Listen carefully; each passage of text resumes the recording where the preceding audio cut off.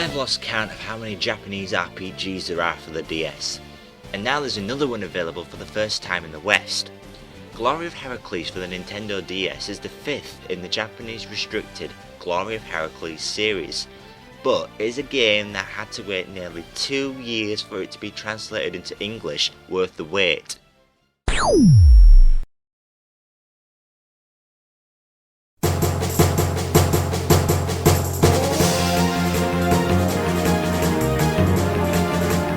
You play as Heracles, but the game begins with him washed up on a beach with amnesia. What is it with video game writers and their obsession with the main protagonist having amnesia? Shinoa from Castlevania Order of Ecclesia, amnesia. Your character from Phantasy Star Zero, amnesia. Alex Mercer from Prototype, amnesia. Nina Williams from Tekken, amnesia. Your character from both Knights of the Old Republic games, amnesia. Neku from The World Ends With You, amnesia. The list goes on. I mean, it's a good excuse to teach you the ropes of the game, as your character can be taught along with the player, but now it's just getting boring. And that's what Glory of Heracles' story is like. Boring. It's set in ancient Greece where you and your party are all immortal, yet none of you know why. The story is basically the main protagonist finding out about why he is immortal and discovering his lost memories. So you're thinking, hey, the story doesn't sound so bad, right? Well, when you have an interesting story, you need interesting characters to go with it. Heracles suffers from the Half-Life syndrome, as he doesn't speak and just follows everyone around. It worked with Gordon Freeman in Half-Life because that game had well-developed characters. So that leaves the other characters in Glory of Heracles, and they're just boring. Either they haven't got much to say, they're stereotypically annoying, or trying to be funny and they are just not. The story picks up after about 2 hours in the game, but by then I wish I had played something else.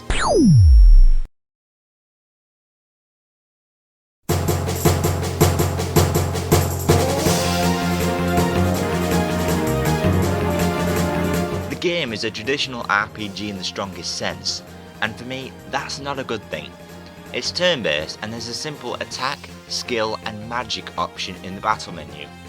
The game is all about using different moves contained within these menus, but it's all been seen before. You've got the usual status effects like paralysis, sleep and poison, then you've got the usual attacks like berserk, attacks with a high critical hit, and hits which target with weak areas. The battles are paced well enough, but I got tired with selecting the same attacks over and over. Luckily, there's an auto option which lets the AI attack for you, but it's a clear indication that even the game developers think the battle system is stale. Random encounters certainly don't help things either. The only thing original about the battle system is the touchscreen implementation when casting magic. There's the option to undertake a minigame to try and increase the power of your magic attacks, and these help the monotony of the battle system. If you are still a fan of the classic turn-based battle system, then Glory of Heracles might still appeal to you though.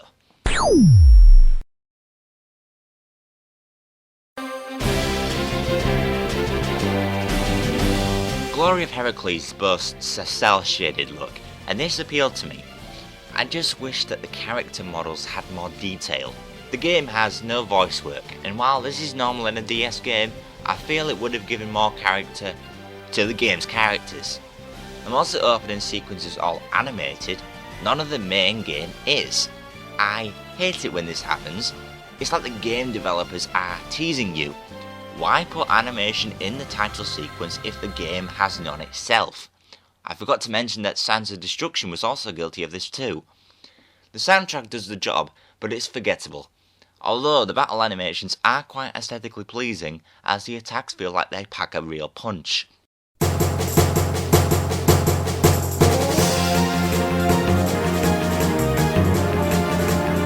Japan should stop exporting RPGs which do not look as good as others they are withholding. I, myself, would love to play Tales of Hearts, but they've neglected to release that in the West.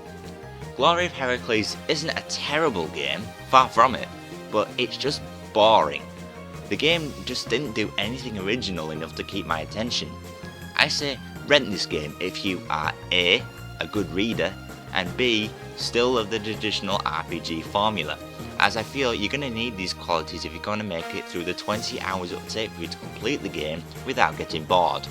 For everyone else, pick a better RPG to play as the DS has plenty. I give Glory of Heracles a 6.5 out of 10.